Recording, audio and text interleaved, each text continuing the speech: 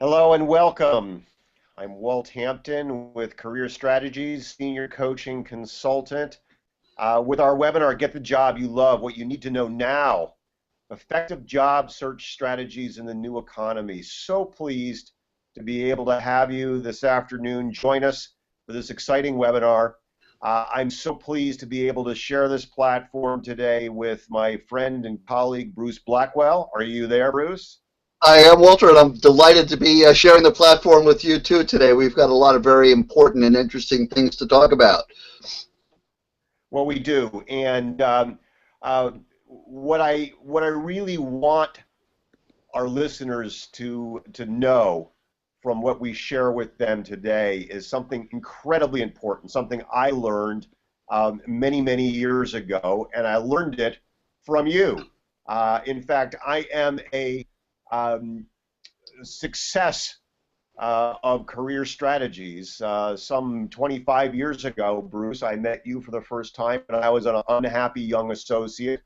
And you set me on a course that led me to a career and a life I love. I wake up every day excited and on fire about what I get to do in the world with my law degree.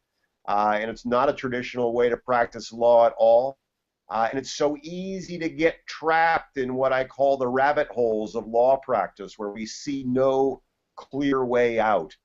And yet I'm living proof, and the many clients that you and I have served over the years are living proof that we can be successful with our Doctor of Law degrees, with law degrees in many different areas of our lives and many different careers. It just requires a little bit of innovative thinking, a little bit of courage and audacity, and the right support and mentoring along the way. And what Career Strategies, of course, has is a proven system. And what we'd like to share with you a little bit in this webinar is that proven system of exactly what you need to do to get to where you might want to be. And where you might want to be can be a lot of different places, can it, Bruce? Yes, indeed. And in fact, in the many years since you and I first had our interaction, and you've gone off to have a terrific and adventurous career, we've worked with over 2,000 frustrated attorneys and recareered them into many different areas, some still within the legal profession, some that are hybrid business and legal positions, and some folks have completely abandoned the legal practice, but use their legal knowledge, their training, their analytical skills, and applied it in a completely different area. So we have quite a range of different career areas and different fields. We work with lawyers in my practice. You guys, as a group, are smarter than the average bear.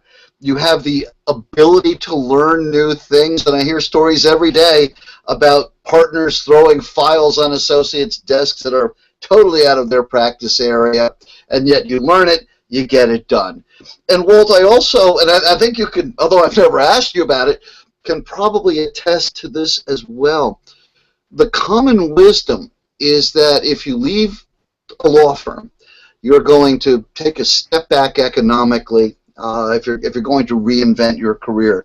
We have found in nearly a quarter of a century of working with lawyers and transitioning them that they will do as well or better economically outside of private practice than they were doing as law firm practitioners.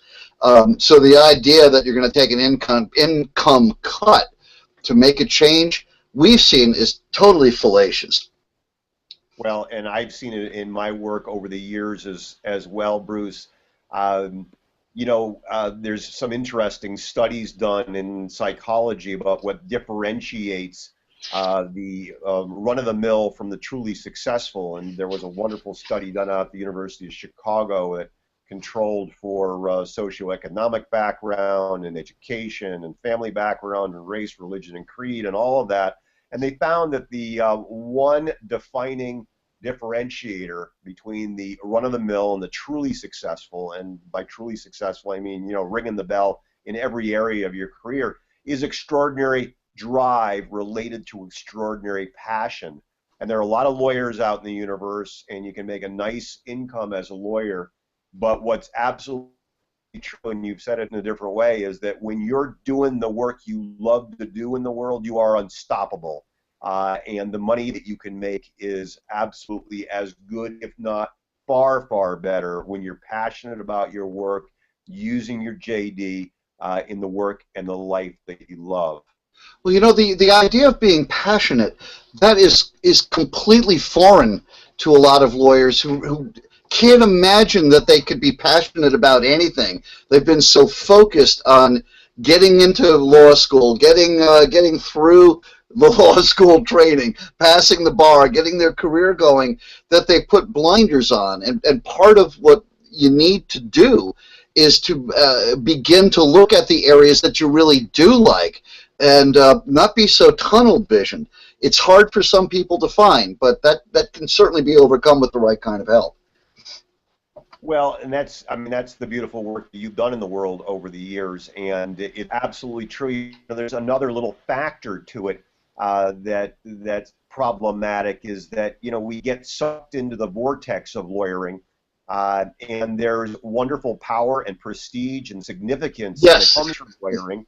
And I've heard it from our clients, and you hear it from their clients. There's almost this trepidation and fear that if they leave lawyering in that traditional modality, that somehow they'll be looked at askance. I was talking with one of our clients just before this webinar today, and one of his great fears as he stands on the threshold of this great new adventure is that he's walking away from something. He's a partner at a big firm. He's walking away from something that was successful, but after all these years, it doesn't ring his bell anymore. And I assured him that with these proven steps that we have to share, anything is possible. And the slide we have up on the screen right now describes all these wonderful fields and possibilities where people have found a happy home using their JD to great effect, serving highly in the world and making tons of dough. Yeah, I can give you an example of how this might work too. One of the fields is broadcasting. One of my favorite cases was a 48-year-old personal injury plaintiff side attorney who ended up as a vice president general manager for a TV station up where you live, Walt, in Connecticut, on the strength of his negotiation skills. The fellow told me he had negotiated thousands of settlements in his career as a lawyer. And I said, whoa, I've negotiated hundreds of business contracts in my corporate days. Thousands? The guy could negotiate anything. And he found a struggling UHF that had trouble with they needed to negotiate with the bankers. They needed to negotiate with their landlord, the program syndicators, and everybody else. And they took him in without any experience at all. I saw him 6 or 7 months later. He stopped by my office down in New York talking to some banking people. He had a copy of Variety under his arm, and he was a completely changed man. So there are many, many things that are possible out there. Yeah, and it's really exciting because, one of the things that people get a little afraid of is, well, who am I if I'm not a lawyer anymore? And, of course, we have this wonderful tool belt that we have. We're always lawyers. We've got problem solving and advocacy and speaking skills and writing skills, and these skills are so powerful when put to use in work that we're passionate about.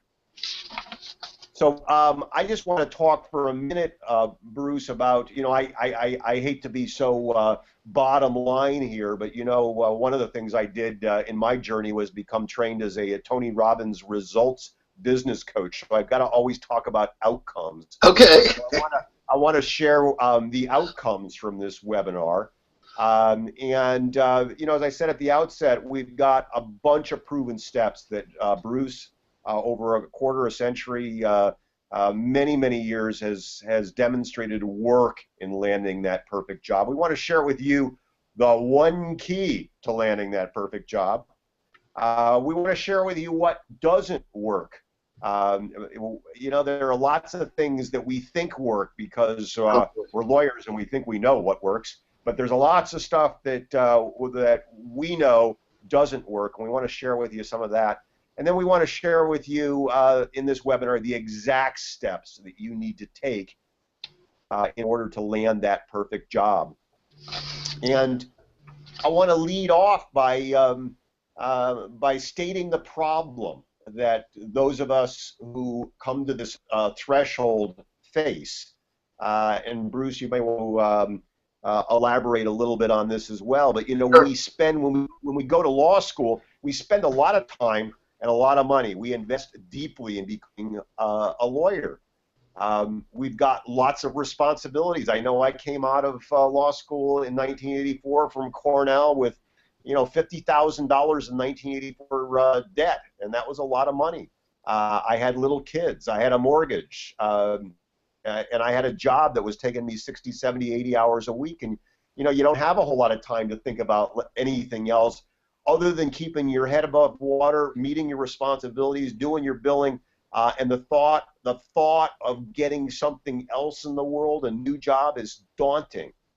And then there's this thing that, you know, we're successful. You know, people look at us, we're lawyers. That you're a lawyer, that's wonderful. You're successful. You make tons of money. You know, what else could you want in the world? But it's, you know, as you put this wonderful parenthetical in the slide set earlier, it's in the eyes of others. You know, if we're in this place where the traditional practice of law is not ringing our bell, it may be outward success, but it's not success in our hearts. And then we wake up miserable every day, day in and day out, not really feeling on fire about our life. And it's absolutely our birthright to wake up every day excited and on fire. I agree, absolutely, and you know, part of the idea of being successful in the eyes of others is what I hear, and I hear it every day, quite literally, is my clients will say that they don't really feel that their work has meaning, that their work isn't fulfilling, that they're going through emotions and not producing things that they find are really valuable to them. So you have the trappings of success, but success comes in part from feeling valued by others and valued in what you're producing. Part of the problem, and again, these are things that I've been hearing every day for years and years, is that attorneys don't really know very much about what else is out there, and they don't know how to get started to look for something, and they don't even know what that something is. So these are real problems. It creates inertia, lack of activity for some lawyers who just do the Henry David Thoreau's Lives of Quiet Desperation, and are really missing out on opportunities to feel fulfilled and find meaning and joy from their work. Yes, and you know, it takes courage. You know, those of you who are on this call and on this webinar, I want to honor you for your courage of even opening the door to the possibility of something else. You know, I say to our clients, Bruce, that you know the percentage of people who actually leave from that place of quiet desperation is fairly low, and it's a beautiful thing to witness somebody who steps up with such courage and such audacity to even begin to explore. So luckily, we've got a solution. You know, the solution to all of those problems is to find work that you absolutely love, and that gives you the money that you need to sustain your lifestyle, to take care of your family, to take care of your responsibilities, and to have a great life. And as I said at the outset, I'm living proof that it's possible to have all of that. You know, I've got this life where I get to work around the world. I get to travel and adventure. I take 12 weeks of vacation off every year. I have a little home in Ireland where I get to live and work part of the year. I get to work with lawyers all over the planet and business folks. I get to have this relationship with this amazing man, Bruce Blackwell, at Career Strategies. And the beautiful thing is I'm using day in and day out this beautiful law degree that I got in Cornell some 30 years ago. And what I want each and every one of you to know is that the solution is out there. It's possible. Get the work and the life you love. So where do we begin? Yes, indeed. Where do you start? I really want to start with the one key, and there is one key. There is one secret. And it's, whether I'm doing career coaching or success coaching or business coaching, it's the key to everything. And the key is, what is it do you really, really, really, really want to do? Without disclosing names, I was working with one of our clients, Bruce, that you sent to me recently for coaching, and he shared with me, and I haven't even circled around with you on this yet, because he was even afraid to share with you the depth of his passion for music. Oh, goodness. The one key is to find out exactly what you really want to do, that perfect sweet spot. I say to people, drop the constraints, at least for this question. Forget money, forget the responsibilities, forget the education, forget the JD. If you had a magic wand, what would it be that you would wake up every day excited and on fire to be able to do? What do you really, really, really want to do? When you get into your car and you key up your GPS, you key in a destination, an address, and the GPS gets you to that destination because it gets you there within 30 feet. The technology is great, but you've keyed in a destination, a specific place that you want to go. And when you get really crystal clear on where you want to go, what you want that outcome to be, then everything is possible. You become unstoppable. So do you want to speak to what it is and how we go about what the components are of what you really want to do, Bruce? Sure, it's a difficult thing for many of you out there to really get your arms around what you want to do right now, but we'll talk about how you can solve that problem as we go through this presentation today. I do want to hit on one thing about music. I don't think in my 20-odd years of being a career counselor for lawyers I've ever recommended musician for anybody, but we have had a graduate, as I call them, who is now with the Metropolitan Opera doing planned giving work, using his background as an attorney. He wasn't a trust and estates attorney either, but using his background as an attorney to deal with donors on how to structure their gifts to the opera. We have another client that went, I'm sorry, go ahead. Well, I just wanted to jump in there because I shared with his client today, Bruce, a private coaching client that I have, an accountant who was miserable in his life. And he had one of those traditional practices where, you work like a dog and all, for the first 3 months, 4 months of the year, and then collapse, and you're doing this soul-sucking work. He loved music. He was a guitarist.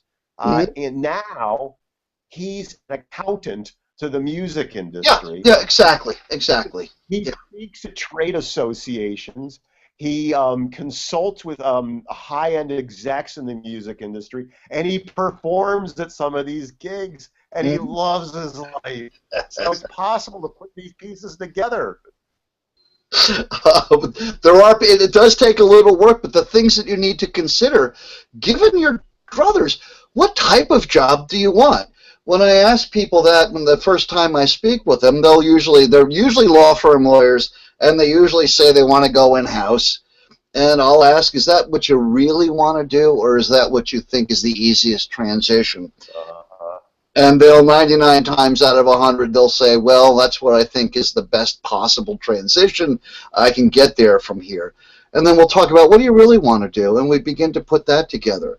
We talk about industries. Now, you've cited some cases, Walt, of people that like the music industry. I learned after all these years of working with attorneys that they generally don't think about the industry. They think about the nature of the problem. So you can be a commercial litigator. You're not worried about what your client's company does. You're worried about the facts of the case and how you're going to present it. But we have to think, when you get up in the morning and get dressed, you're going to go to a job. What does the company do that you're working for? It could be in sports, it could be in entertainment, it could be in insurance, it could be anything, but it's your choice as to where you want to go. And also in developing what you really want to do, Work-life balance is a huge, huge consideration. I was a hard-working corporate guy. I was in the an executive in the movie business in New York, which means I was on the phone to the coast until 11 to 12 o'clock at night, long days.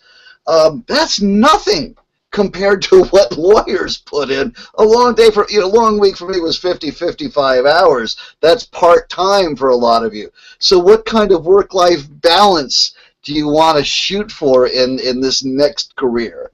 A lot of considerations, and you can identify them. Yeah, and then there is that sweet spot. We've got the slide up where those circles intersect, and that's the dream job. And that's when I'm coaching our clients. I'm always pushing people to that sweet spot, to that dream job, because I say, if you've taken the time and you've made the investment and you've had the audacity and the courage to come to the threshold here, why not make it right? Why not make it what you love to do? Why not make it what you wake up every day excited and looking forward to doing? Steve Jobs once said, for the past 33 years, I've looked into the mirror each day and asked myself this question: if today were the last day of my life, would I do what I'm about to do today? And if the answer were no for too many days in a row, I knew I needed to do something different. And that something different takes a lot of audacity and a lot of courage. And if you're going to take the jump, let's make it the right jump. So Bruce, I just want to pause. I'm seeing we got folks from all around the land on the webinar here, and I'm so happy to have anyone. I did not do a little housekeeping at the outset. We do have this chat window over on the right side of your screen, folks. If there are things that you feel are pressing, or maybe you have a burning desire to know, we will endeavor to respond to the questions live as we go into the webinar here. I'm watching on the dashboard for questions, and I'm also, if we don't get to your question by the end of the call, we'd be happy to respond by email to your questions. So don't be bashful. If you've got questions, stick them in the chat window, and we'll get to them as we can. Excellent. Okay. So Bruce, let me move us on. We got a lot of content, and we just got this hour. So you get the assessment of the stuff you like to do, the type of job, the industries, the work-life balance. We get an idea of what that dream job is. Then, in order to get there, of course, you got to have a plan. And of course, the GPS that you program in your car, to continue that metaphor, it's got the destination in mind, but there's a route map. There's a way to get there. There's a detailed step-by-step that happens. And you've developed a wonderful proprietary system over the years to get folks there. And I would love if you'd start kind of talking about what it is that those steps start with, that plan starts with, Bruce. Certainly. Okay, be happy to, Walt. The very first step is working with you to identify what's really possible and desirable and real. When we look at career alternatives, we have a number of different types of processes. It really depends on your specific situation, but that will identify where you can go realistically. Once we've got that destination, then it becomes a matter of orchestrating your marketing campaign. Of the two disciplines, today we're going to focus on the latter, the practical stuff about marketing. The more difficult is actually working with clients and finding out what is possible for them that meets their emotional and economic requirements. But once that's done, you need to get a resume together. The resume is it's an advertisement. Yeah. Let me just jump back in because I think humility gets the best of you sometimes. Yeah.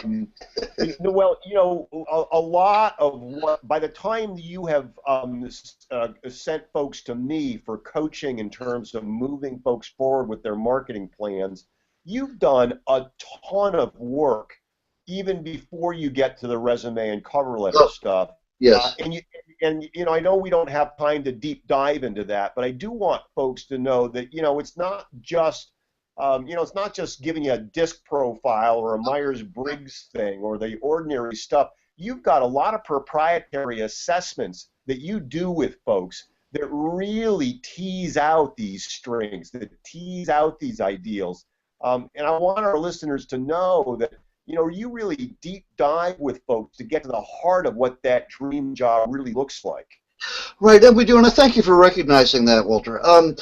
The easy things to do, and you can do them online. I call them number 2 lead pencil, or the standardized career instruments. They'll tell you what you might be suited for by personality or psychological makeup, but they really don't get down to what you can do with your skills, what your values are, and what's real in the marketplace. Our clients, whether they're young lawyers saddled with law school debt or middle-aged clients saddled with mortgages and college debt for their kids, can't go back to the beginning economically. They've got to preserve their income and lifestyle. They look around and say, I don't know what else is out there that I can do to feel good about and still make money. We have different ways of drilling down and coming up with the right answers. Some people it's fairly straightforward. Other people it requires a little bit more work, but we can get you there. We have a very real world process of identifying the possible, the desirable, and then the optimal. Well, thank you very much. I did not want you to gloss over that. I'm sorry for interrupting. Please. That's okay. Please continue with resume and cover letter. Once we've got the destination in mind, it's a question of showing the outside world why you should be considered for something you've never done before. I'll use as an example, is one of my favorite cases, a 40-odd-year-old real estate litigator who we transitioned into corporate communications, actually at IBM. She had no idea about getting into corporate communications, but she was a lawyer. She was a good writer. She was very analytical. She was a persuasive communicator. She got the story straight. She had all the right stuff. But when we took her to market, we couldn't use a litigator's resume. We had to develop a marketing brochure that showed what she could do for in a corporate communications role, as opposed to what she has done in a law firm situation. So when we develop the resume, it's got to be very relevant. It has to present to the reader the things that the reader needs to see and to know about. It has to be targeted for the job you're going after. When I run live seminars, I'll ask people, what kind of job are you looking for? And they'll all shout out, what are you using? What are you using for your resume? And they're using their commercial litigator's resume, or they're using their trust and estates resume, which is completely off point for the job they're looking for. So you've got to look through your background, come up with the things that are on point, necessary skills to prove to the reader, that's the decision maker, that you're qualified to do something by virtue of skill, not experience. And also with resumes, I have seen literally 60,000 and more in my time. Most of those talk about duties and responsibilities. And I would venture to our audience, if you guys and ladies look at your own resumes, it probably talks about what you do, memoranda of law, you attend depositions and hearings, etc., etc. We don't care about your duties and responsibilities. We care about results. We care about how did you solve problems. So it's not what you were paid to do, it's how well did you do it. How did you exercise those duties? And what's very, very important, and in some resumes we do see it, but mostly not, is give us some proof. You're going to make claims about your abilities, cite some actual achievements. If you say you're a good negotiator, cite some deals you negotiated. If you're good at whatever it might be, cite examples. Fill the resume with proof. You want to be able to break through that big screen, because out of 100 or 200 or 500 resumes that might be sent in, the company or the firm will interview perhaps 6 folks They want to interview the 6 that they're already kind of comfortable with, that they already think can do the job. You need to prove that. So your resume needs to be very, very, very focused on what it is that you're trying to sell. And Bruce, I haven't seen 60,000 resumes, but as a hiring partner in a law firm, I've certainly seen hundreds of resumes. Oh, yeah. And I can attest to the fact that 90% of the decisions are made right on that resume and cover letter. They don't just jump out and grab you. They go right in the circular file. And I'll tell you, I have been so impressed with the resumes that you've sent over to me with the candidates that I'm coaching. Those are resumes that really, really stand out. So it's key. I've seen it as a hiring partner. It's absolutely key that these materials ring the bell. One of the things that I've learned about we've worked with every category of lawyer there is that basically if you're given your practice area and the number of years of experience that you might have, there are a lot of other people out there whose resumes would look pretty much the same as yours. Different firms, but same type of work, same type of skill sets involved. How do you differentiate yourself from everybody else with like kind and quality of experience? It's an art form as well as a bit of a science to really break through the clutter and establish your independent identity. Well, you got it going on, dude, because the stuff you turn out is unbelievable. So I hate to push you onward, but we need to talk about what happens next. Okay. And that's about the marketing plan. And some of the work that we do together is taking those core competencies, that dream job, getting with that clarity of destination, and turning that into what the concrete steps are that one needs to take in order to land that dream job. So one of the primary documents that comes over to me as the coach and mentor pushing folks forward is this beautiful thing called a marketing plan. Bruce, can you talk a little bit about how that gets developed and what we do with it?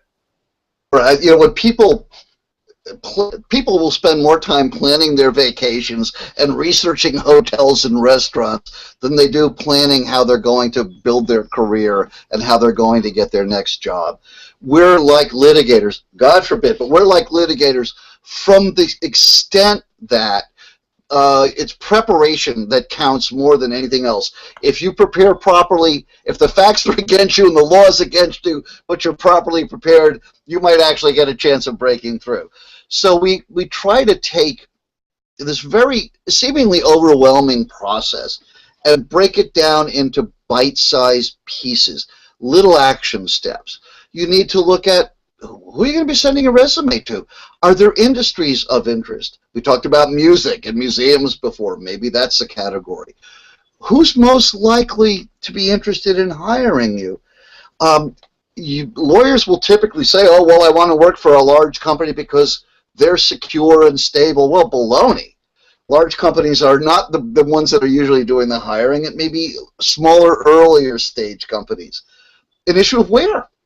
Where do you want to be? You're not locked into. Some people are more than able to relocate, and you can consider going other places. You want to get smart on the terminology in the industries. You want to look at the different decision makers that can possibly hire you.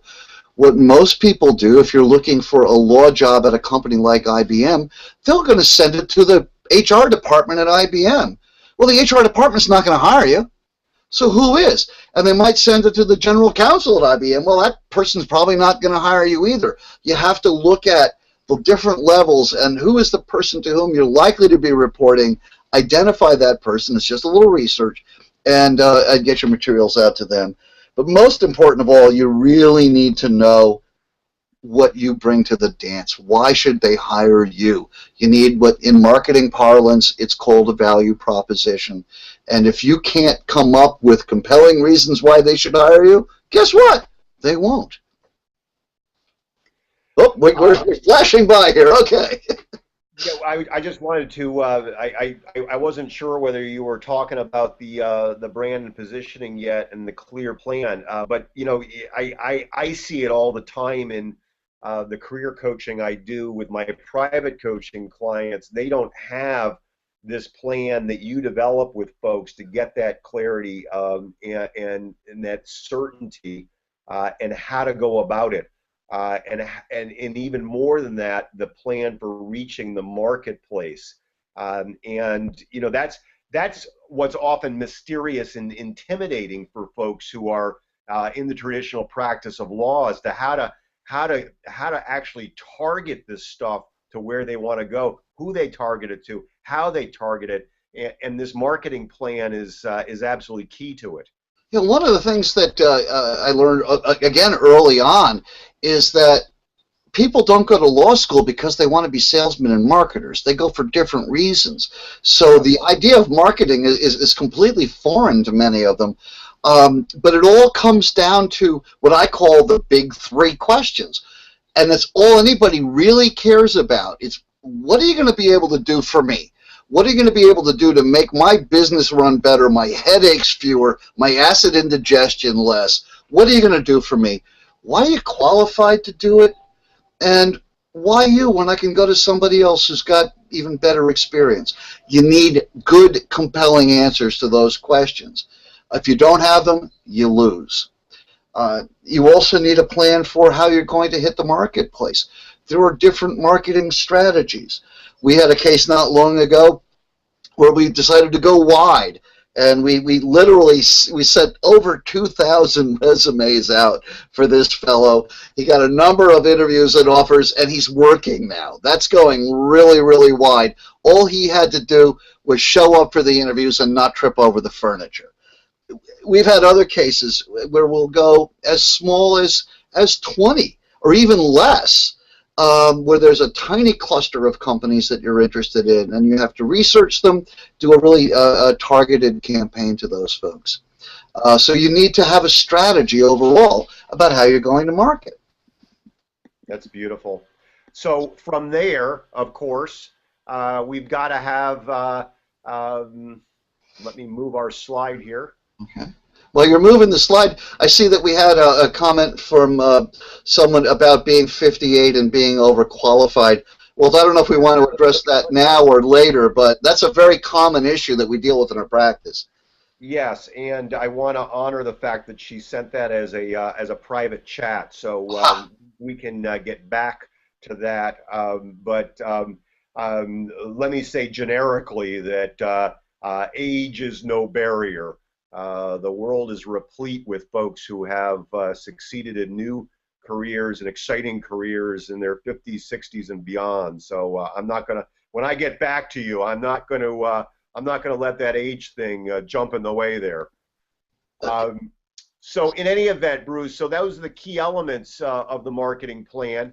Then there are some job search stuff. You know, a lot of people think, and you and I have had this conversation, that you call the legal recruiter, the headhunter, and you go on monster.com and maybe send out a few resumes, and that's what does it. That is the traditional way of thinking about it. That's it. Can you speak to the efficacy of that? Yes, it's not very efficacious. These are the traditional job search may eventually produce results, but eventually is the key word. The idea is, let's get this done as quickly as possible. So we have what we call untraditional or more innovative techniques. The problem is that everybody knows about classifieds and recruiters and hitting up your friends for jobs, but they don't know anything else, and that's part of what you need to learn about. Yeah, that's excellent. You know, you know, there's the old Pareto principle of the 80-20 rule, and it's applicable here. You know, the traditional. Yes. In fact, that's exactly right. If you go to the next slide, we'll show you about the 80-20. Yeah. So go ahead. Okay. I stole your thunder once again. No, that's quite all right. Everybody knows that classifieds on the internet are a numbers game. Companies get hundreds, sometimes many hundreds of resumes for a single posting. What they don't realize is that classifieds only represent about 5 to 10% of the jobs that are filled. It is the smallest slice of the pie. It's out there, everybody sees it, but it's a marginal utility. Recruiters are the most misunderstood players in the career management area. People think that recruiters find jobs for people. No, actually, in the recruiting field, we say that recruiters find people for jobs. Our share of market on the recruiting side is it's 5 to 10%. It used to be a little bit higher. Recruiters are fading fast because they're expensive. And in the legal side, and this is something that it's a rude awakening for many attorneys, there are two types of clients that are of appeal to recruiters. They are the top 10 or 15 law school graduate in the top 10 or 15% of his or her class, or number one or number two in a mid-tier firm, that have worked. Now get this, federal clerkships are becoming increasingly important, that have big firm experience, that are probably not less than 2 and no more than 6 years out. That's it. So if you're if you're more than 6 years out and you're not top of your class at Cornell or Stanford or Yale or Harvard or one of the big schools, you're not going to be on the recruiter's short list. Unless you have a lot of portable business, which young lawyers don't have, but older lawyers might. If you've got in our area 800,000, $1.5 million in portables, recruiters will love you. They'll be your best friends. But otherwise, forget it. And in networking, lawyers typically don't have very good networks, and if they did have good networks, they're of other lawyers, and other lawyers, if they knew of really good in-house jobs, would take them themselves. So those things don't work. So what does? Good question. Yes, it is a good question, and I'm going to let you run with this as well. But you know what I love is the space, and we don't say it directly in these slides. But what I love, one of the things I love most about working with our clients is there are some situations where we're actually creating these jobs. You know, Oh yeah, yeah. I'm working with one of our clients right now, Bruce, and you know who she is. You know, she's been a GC at a very successful company, and she wants to be, if you say maybe concierge or chief of staff to a CEO, and it's a position that doesn't necessarily have a label to it. It doesn't necessarily have a job description to it, and yet it's a very necessary function. It's a function a lawyer could fulfill brilliantly. She will fulfill it brilliantly. And it goes back to, this last line on this slide, becoming a creative problem solver. When we identify a problem, for example, that keeps a CEO up at night, and this woman can provide the solution for it, Right. you got the perfect match. That's right. So part of the fun of this work, part of the creative piece of this work that we do for people is actually, not necessarily even looking at the classified ad descriptions, those traditional descriptions, but creating stuff that's brand new that serves in the highest and best way. Well, one of the things that I believe makes our practice special is that we look at jobs from a business standpoint. We're business people. If things make sense from a business case, if you're going to cost me X dollars, but you're going to produce some multiple of that in value, I'll sit down and I'll listen to you, and by God, I might end up creating a job for you. So we're looking at things in a different way than the lawyers will look at them. Yes, and that's really important to do. And coming back, I don't mean to hit this over the head too high. It comes back to that value proposition. Absolutely, yes. It always comes back to what do you have that's different from other folks? What is your unique selling proposition? There's always, as I said just a couple of minutes ago, there's always a problem that keeps somebody up at night. And the most brilliant products are the ones that solve those problems. There's the most perfect job candidate is the one that fills that gap. And each of us has unique skills. Each of us has gifts and talents that only we can bring to the world. And when we're able to identify what those are and what that gap is, it becomes an incredibly beautiful match. Well, the problem with a lot of lawyers is they don't. There's some the other way too, but they don't necessarily see the value in what they do, and they don't think they have anything special.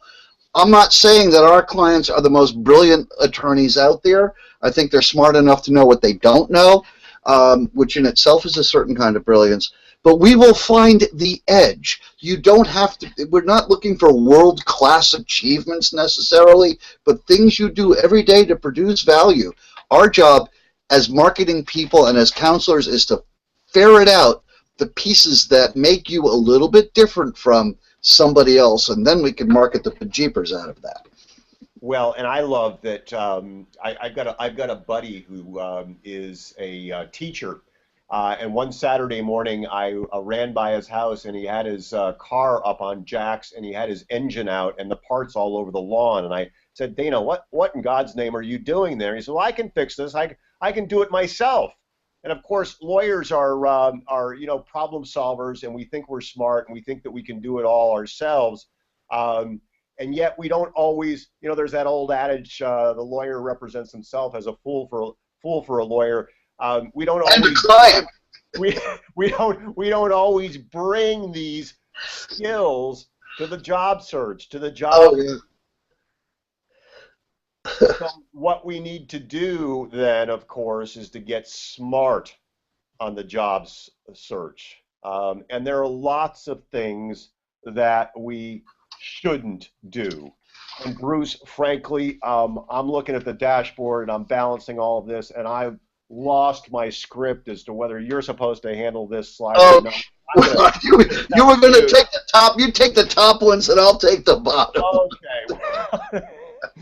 Thank you for reminding me of that. No problem. What you shouldn't do is to chase vacancies online. That is a zero-sum game. I have, as Bruce has, a number of dear friends who are in the recruiting business. Bruce stated it spot on.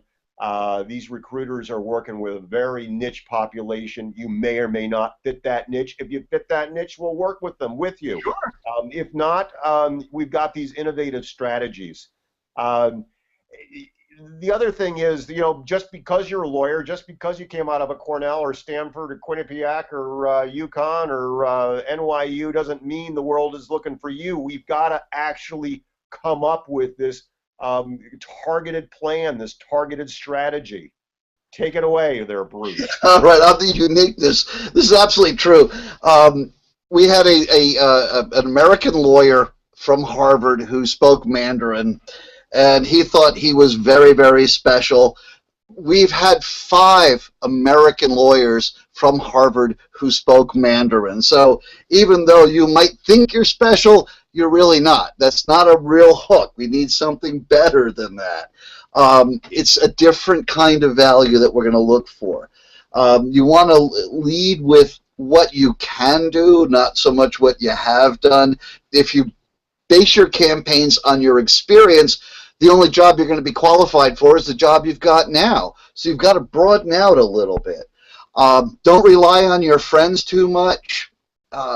Friends mean well, but one of the things, and it's a painful lesson for those of you who are already on the market, you might realize this, you're not going to get the inside track from your friends. They're not going to be able to do the kinds of things you would hope they would be able to do. It's very disappointing. Don't do what everybody else does. Don't go that traditional triad of classifieds, recruiters, and old-fashioned networking and expect to come out on top. If you're doing what everybody else does, you're going to be in the middle of the pack.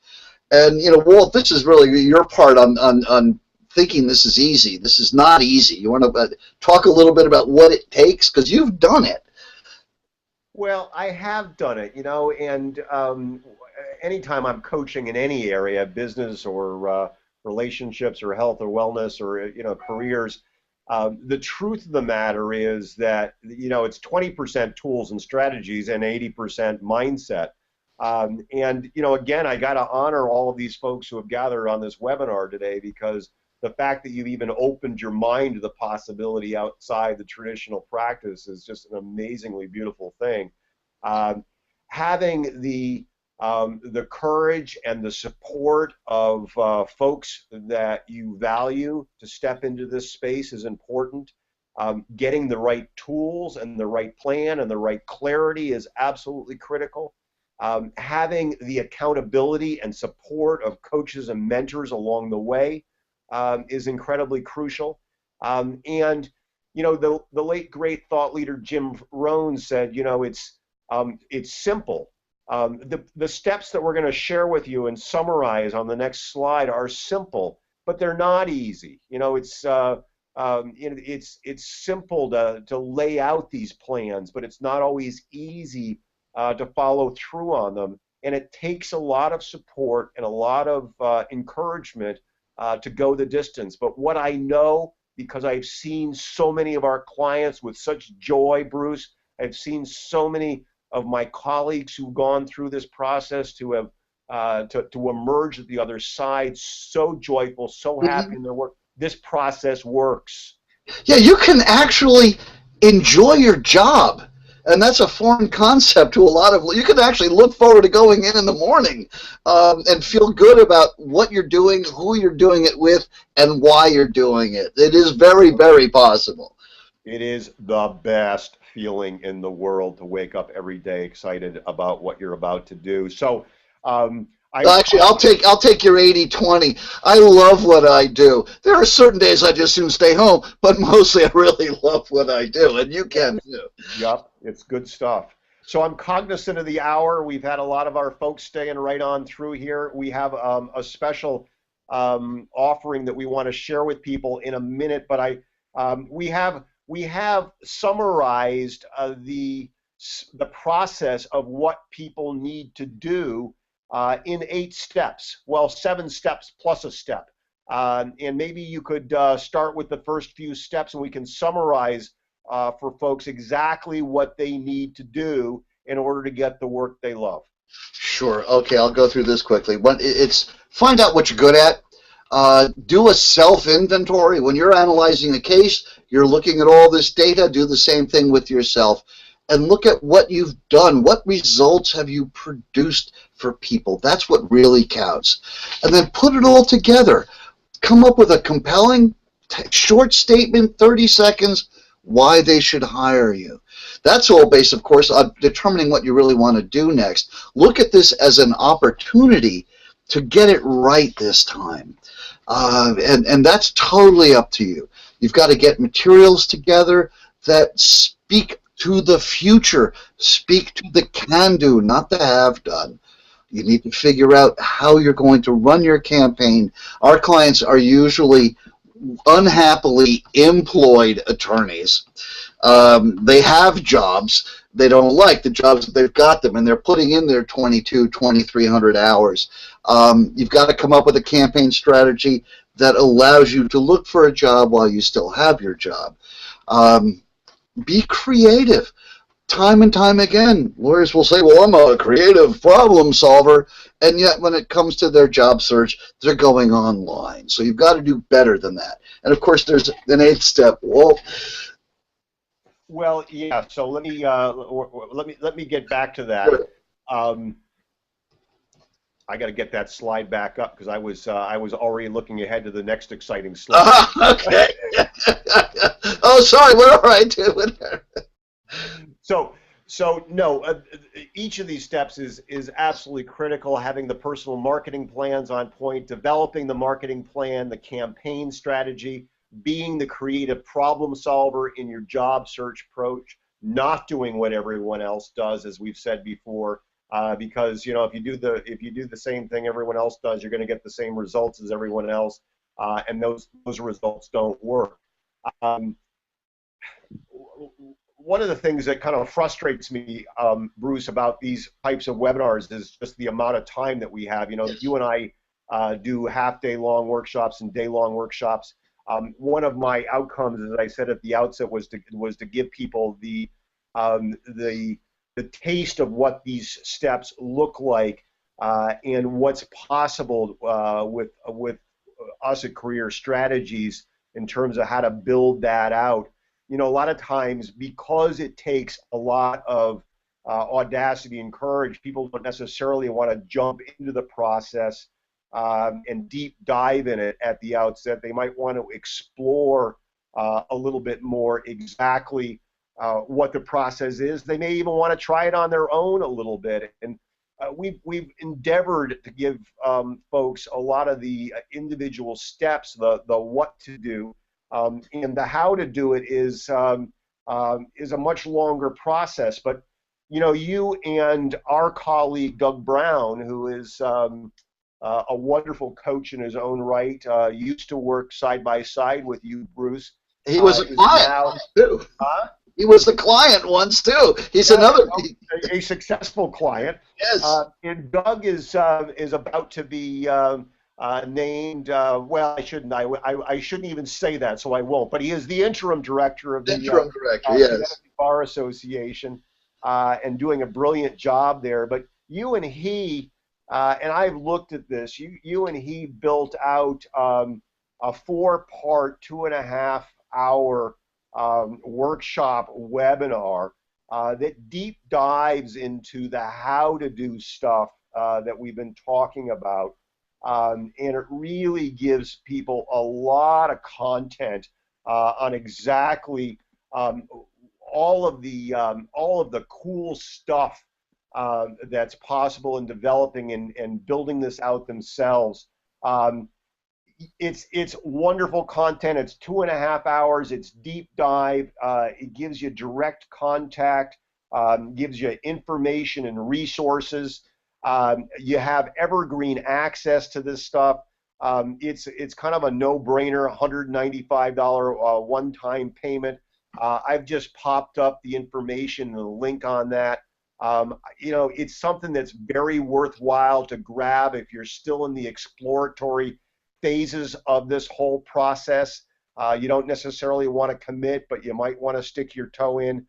It's great content developed by two brilliant minds, Bruce Blackwell and Doug Brown. And I would encourage you to grab this opportunity to explore further if it's a little bit too soon for you to get involved in the full process. So that information is there. You can get the information and the link that will take you right to the checkout cart. But that's stuff that would be really worthwhile for you to explore. Do you want to say anything else about that webinar before I move on to the magic critical 8th step, Bruce? Yes, if I can. When we put this webinar together, it was based on a presentation that I had given before the annual meeting of the New York State Bar Association a couple of years ago, and it was pretty well received. It was short. We decided to really expand it out, and we've gotten down to a very, very clearly defined how to do these things. Today, Walt and I were talking about what to do. That's the concept, but the how to do is very specific. So when we recareered Doug from law into academics and academic administration, he became a developer of curriculum and really an expert in online learning. We've taken a lot of that and put together a very, very advanced course in job search for lawyers. So we're very proud of what we've been presented. It's as up to date as you can possibly imagine, and the idea is to give you power over your job search, so you're not stuck looking at the online classifieds and getting nothing back. Yeah, and Bruce, I just want to make it clear before I jump on, and I am cognizant that we're getting to the end of the hour, that we're not doing this traditional webinar upsell thing. We're not saying to our listeners, you got to grab it now, grab it today, or you never have it.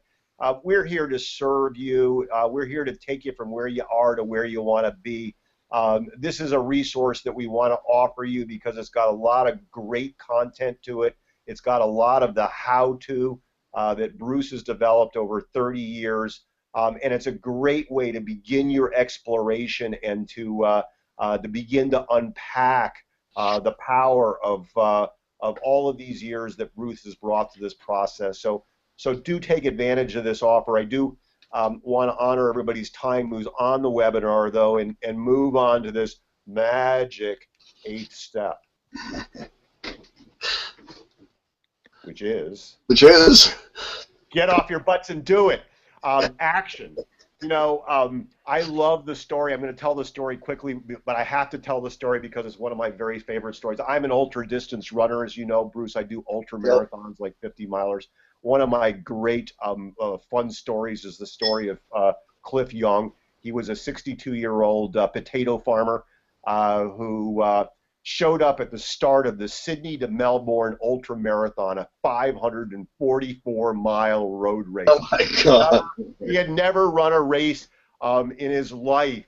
He had never run a race before. They didn't want to let him in. Of course, all the risk managers, they wanted to keep him out. He's 62 years old. He's standing there in Wellington boots, gum boots, and a set of overalls, and he tells the race administrators that he's been a sheep farmer, and that's why he knows he can run this race.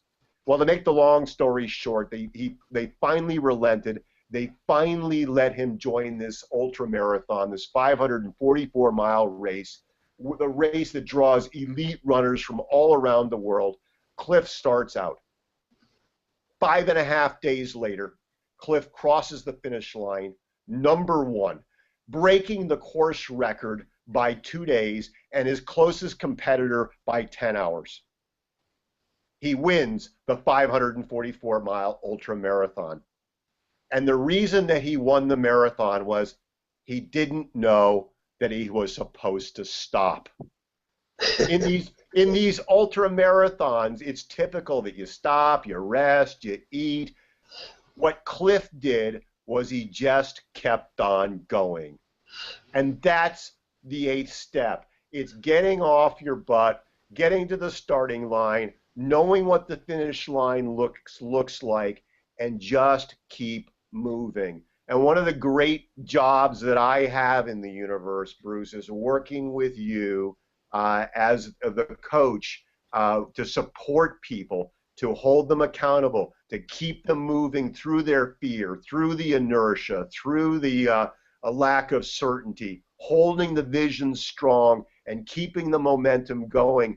And I'll tell you, when you send me one of those emails that tells me that we've got somebody who's graduated, that they've got the job they love, we both celebrate. It is. It's a great moments for us. It is great moments. The key is to get off the butt and just keep on doing it. So we're over time, Bruce. You know, I love that old phrase. How do you, that old admonition? How do you get to Carnegie Hall? How do you get to your destination?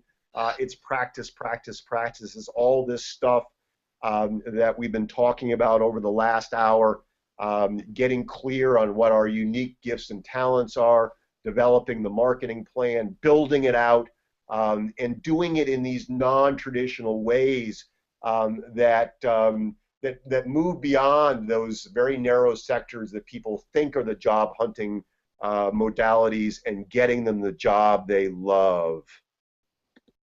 And just to kind of recap what we bring to the table, which is so different from what most folks expect, is decades of work, thousands of hours, thousands of attorneys, going back. Bruce, it was 1980. God, I think it was 1989 when I first met you. It was a long time back. You've been doing this a long time, and you know, this is one of the biggest things that I have difficulty when I'm talking with potential coaching clients. You know, we all know that we invest in ourselves in our college educations. We invest in ourselves in our law school educations. For some reason, we get to a point in our lives and our careers when we forget that we need to invest in ourselves. And there's a cost not to invest in ourselves. Yeah, if you're out of work, and if you're doing, the numbers are pretty clear. Every day that you're out of work doing the old-fashioned job search, you're losing money. It's a and it gets to be substantial because the job searches today can take an inordinately long time. But more importantly, if you are working and are miserable in what you're doing, you're wasting your time on this planet. It's not necessary. You can do things that you will really like. You can have a great career, not in somebody else's eyes, but in your own.